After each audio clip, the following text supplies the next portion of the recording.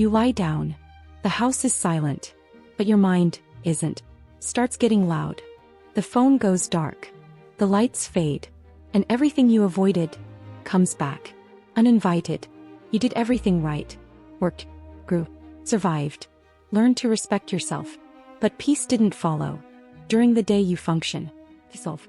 Decide. Provide. But at night, you feel. And it breaks you. It's not just loneliness. It's something more subtle. Like something is missing. Even when everything looks fine. And then the question comes. Quiet. Repetitive. Uncomfortable. Why is this worse now? Why after 40? You're not becoming more anxious. You're becoming more aware. And that changes everything inside you. Even if no one notices on the outside. Something has started to emerge quietly. Something you've postponed for too long. Something that no longer accepts being ignored. And it begins to unsettle you. For years you were strong. You solved problems. You held things together. You learned not to burden anyone. You learned not to feel too much. Because feeling too much had a cost. It meant rejection. It meant abandonment. So you adjusted without realizing it. And it became part of who you are. You learned how to function. Even when you were breaking inside. You learned to smile at the right time. To say, I'm fine, automatically. To keep going, even when emotionally drained. And that made you admirable. But it also disconnected you from yourself. And that cost returns in silence. This has a name. And it's not weakness. It's unprocessed vulnerability. As Brené Brown explains, what is not felt does not disappear. What is avoided intensifies. What is silenced finds another way to speak.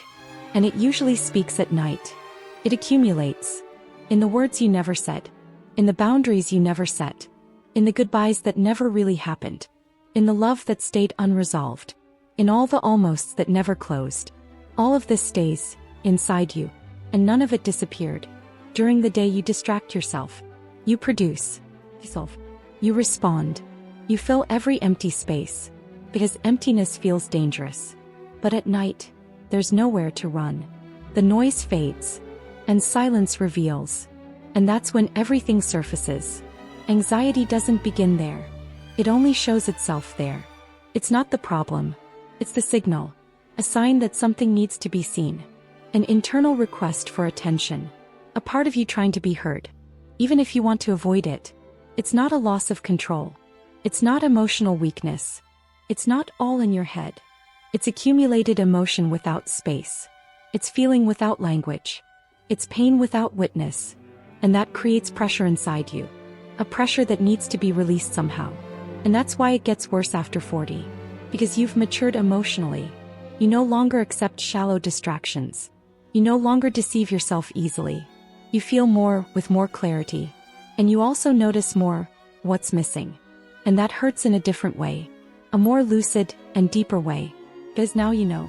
You know what you want. You know what you won't accept anymore.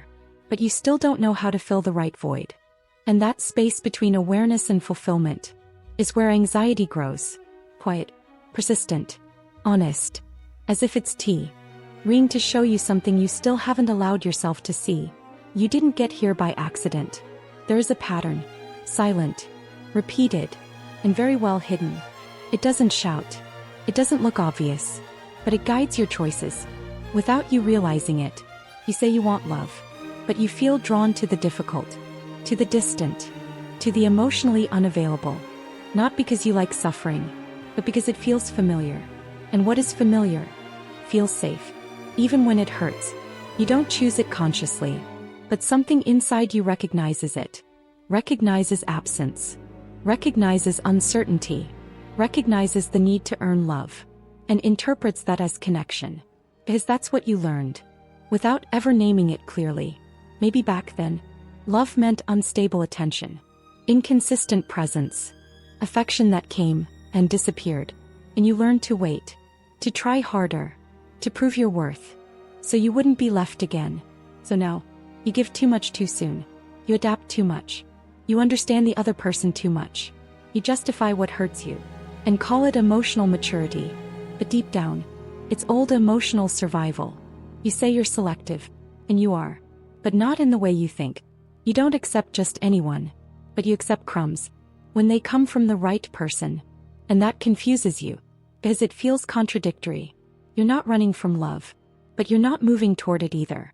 You're orbiting between desire and protection, between surrender and control, between hope and fear. And that keeps you stuck. Even when it feels like you're trying, and when it doesn't work, you withdraw. You shut down. You promise yourself you won't feel so much again. But the pattern doesn't change. Only the face does. Only the surface story changes. The core remains the same. And that's why nights hurt more. Because you start to see it. The repetitions. The ignored signals. The choices that weren't so conscious. And the question returns, why does it always end the same way? Because it didn't start now. It started long ago. In a place you haven't revisited yet. In a sign of you, still waiting to be chosen. And until that is seen, the cycle continues. Disguised as bad luck. But deeply rooted within you. If you see yourself in these words, maybe this is the first place where someone is finally saying the truth you've always felt but could never explain. And this channel exists exactly for that. To help you see what you couldn't see, feel what you've been avoiding, and rebuild yourself with awareness. So don't go through this alone. Click the button now and subscribe, because this journey doesn't end here. You become too strong. But not in the way you think. It's a strength that holds everything. Except you. You endure. You understand. You carry it all. And no one sees the weight. You start abandoning yourself. In subtle ways. Almost invisible. You listen to yourself less. You prioritize yourself less. You question yourself more. You constantly adjust. And call it maturity. But maturity doesn't hurt like this. It doesn't exhaust like this. It doesn't empty you like this. What you feel is accumulated emotional fatigue. It's giving too much. Without receiving what truly matters. Without even fully noticing it. You become an expert at reading others. But lose the ability to read yourself. You know exactly what others need. But ignore what you feel. You know when to keep trying. But not when to stop. And that keeps you stuck. In relationships that never fully choose you. Then comes the emptiness. Not the emptiness of being alone. But the emptiness of not being seen. Even when you're with someone. Even when someone is there. Because physical presence is not emotional connection. And you feel that difference in silence. And at night it gets heavier. Because there's no distraction. No external validation. No messages coming in. Just you. And the feeling of not fully belonging anywhere. Not in the relationship. Not even in yourself. Then you try to fix it. By loving more. Being more understanding. More patient. More available. But that doesn't work. It only deepens the imbalance. It only takes you further from yourself. Or you do the opposite. You shut down. You protect yourself. You become unreachable. Pretend you don't need anyone. But that doesn't heal either. It only changes the shape of the pain. Not its root. The trap is here. Between overgiving and completely shutting down. Both are extremes. Both are defenses. And neither builds real love. They only build distance. Disguised as control. And this is where it truly hurts. Because you see it. You realize you tried everything you knew. You realize it wasn't lack of effort. But you also see, maybe the path was never this. And that awareness doesn't break you anymore. It wakes you up. You don't need to do more. You need to do differently. Because the problem was never lack of effort. It was emotional direction. You tried to fix outside what started inside. And that exhausted you. Without ever fulfilling you. The first shift is simple. But uncomfortable. You need to stop abandoning yourself. Even in small ways. Stop ignoring what you feel. Stop justifying what hurts. Stop adapting to what diminishes you. And start truly listening to yourself. It sounds basic. But it isn't. Because it requires presence. It requires conscious silence. It requires staying with what you feel. Without rushing to fix it. Without distracting yourself. Without numbing it. Psychologically, this has a name. Emotional self-regulation. It's when you learn to feel. Without losing yourself. Without escaping. Without reacting automatically. And that changes your relationship with anxiety. Instead of fighting it, you begin to listen. What is this trying to show me? What did I ignore today? Where did I abandon myself again? These questions create space for awareness. And awareness begins to heal. The second shift is more practical, but just as deep. You need to create internal boundaries. before trying to enforce external ones. Because the problem was never just the other person. It was how much you tolerated what you already knew wasn't right, and stayed silent anyway. Boundaries are not about pushing people away. They are about coming closer to yourself. It's noticing discomfort early, and not ignoring it. It's saying no internally, before needing to say it out loud. It's not negotiating your peace to maintain connection. This changes everything, because you stop entering cycles. You stop insisting where it already hurt. You stop romanticizing confusion, and start choosing with clarity, not from lack, but from awareness. And that changes the kind of relationships you attract. And something begins to shift. Quietly, you feel less urgency, less anxiety, less need for validation, because you're giving yourself what you once expected from others. And that reorganizes your inner world. Healing doesn't come from outside. It begins right here, when you decide not to betray yourself anymore. Not in silence, not out of fear, not out of lack. And that commitment changes everything inside you. And that's when nights begin to change. Not because everything is fixed, but because you're no longer avoiding you. You begin to stay with yourself, to hold yourself, to understand yourself. And silence stops being a threat, and starts becoming presence. If you got distracted, come back, breathe. This next part matters the most. There is a moment when you stop trying to control everything, not because you gave up, but because you're tired of fighting alone. And in that space, between exhaustion and surrender, something begins to shift. Even if you don't notice it right away. You always believed you had to fix yourself first, heal yourself first, become ready first, and only then find peace. But God doesn't work that way. He enters in the middle of the process, not at the end of it. He doesn't wait for you to be whole.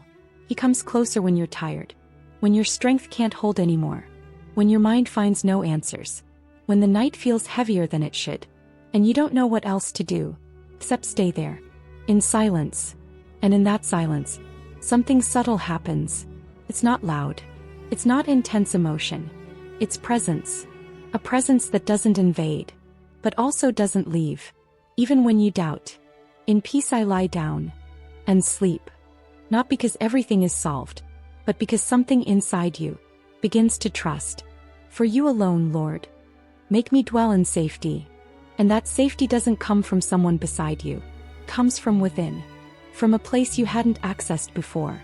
A place where you don't have to prove anything, or chase love, or adjust to be accepted, because you begin to feel you are no longer alone, even when you are. And something reorganizes. Your anxiety loses strength, not because it disappears, but because it no longer controls you. You don't fight it. You surrender. And that surrender returns you to yourself. God didn't take love away from you. He removed you from relationships where you had to lose yourself to be loved. It wasn't rejection. It was redirection. It wasn't abandonment. It was quiet protection, even when you didn't understand it. And that's when something shifts deeply. You stop asking, why am I alone? And start asking, what is this time building in me? And that question creates space for peace. A peace that doesn't depend on quick answers, but on constant presence. Because maybe the night is not your enemy.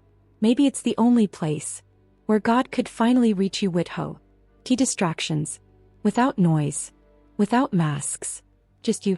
And the truth, you still lie down at night. The silence is still there. The house is still quiet, but something in you has changed. It's not the environment, it's how you meet yourself in it. And that changes everything. Even if no one sees it, you no longer run from yourself. You don't rush to fill the emptiness. You don't abandon yourself to distract. You stay. You breathe. You feel. And you're no longer afraid of it. Because now you recognize yourself there. Anxiety still appears, but it doesn't control you. And you listen, without panic, without escape, without desperation, like someone who understands their own inner language. You begin to realize it was never about having someone. It was about not having yourself. It was about losing yourself, trying to be enough for someone else. Now, you return to a place that was always yours. You no longer beg for presence, or decode mixed signals, or reshape yourself to fit. You choose yourself first. And that doesn't close you. It aligns you, positions you, it protects you. And for the first time, loneliness changes form. It doesn't disappear, but it no longer hurts the same way. It becomes space. Space for truth. Space for calm. Space for something new to grow. You understand something that shifts everything inside you. You didn't lose love. You gained awareness. And awareness won't let you accept less than you deserve. Even if that means waiting longer. Even if it hurts sometimes. Because now you know. A relationship is not meant to complete you. It's meant to walk beside you. Not to save you, but to add to you. And anything less than that, you can no longer sustain. Not out of need. Not out of fear. And if someone arrives, they will meet a whole woman. Not perfect, but aware, present, aligned with what she feels, and incapable of betraying herself, just to avoid being alone. And if no one comes, you no longer lose yourself in that, because you've already found yourself. And that changes your destiny, quietly, deeply, irreversibly. Like everything that is real. That if this message resonated with you, subscribe right now to our channel. Because here you won't find empty promises. You'll find clarity, truth, and a real path to rebuild your emotional peace, even on the hardest nights. This space is for women who no longer want to lose themselves trying to be loved. It's for you who decided to awaken. And this journey is just beginning. And for you who stayed until the end of this video, comment below. I choose not to abandon myself anymore. Because every time you declare this, something inside you grows stronger. And there is a promise in that. When you truly choose yourself, God begins to align paths that once felt closed. What feels like silence today can become direction.